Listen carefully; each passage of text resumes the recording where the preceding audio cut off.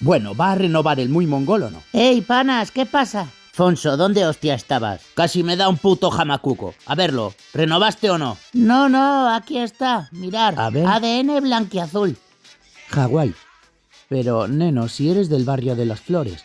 Oye, espera, ¿cambiaste tu nombre a Valerón? Sí. Valerón.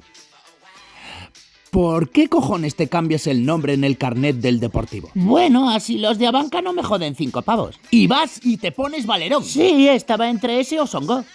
¿Por qué cojones entre Valerón o Songo? ¿Por qué no poner tu nombre real en el carnet del Depo? Songo es una leyenda del Depor, al igual que Valerón, puto inculto. Fonso, ¿conoces a alguien que se llame Songo? ¿Y tú a alguien que se llame Valerón? No, pedazo de melón, porque son putos apellidos. Que te jodan. Déjame ver. Vale, neno. Para empezar, en la foto pareces un puto madridista. Y además no tiene nombre, solo apellido. Valerón. Neno, ¿solo apellido? ¿Te crees que eres el flaco? Además, tonto el culo, que es abono simpatizante. Te has hecho un carné de mascota deportivista.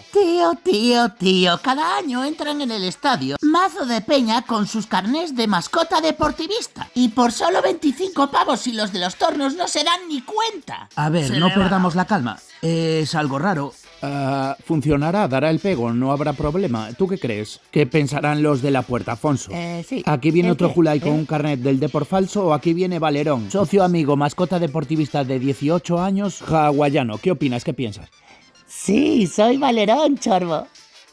No, no lo eres. Solo hay un Valerón y no lo eres tú, Matao. Además, es un puto apellido. ¡Gilipollas! Ey, tío, ¿pero por qué te pones así? El de la puerta 6 me deja pasar fijo. ¿Dónde hostia está mi buga? ¿Y mi buga? ¿Y mi buga? Pero, tío, ¿cómo se te ocurre aparcar al lado del estadio en inválido? Si no eres inválido, tío, no eres inválido. Cállate de una puta vez, Fonso. Tú no eres inválido, tío. Y tú tampoco eres el puto Valerón ni una mascota deportivista.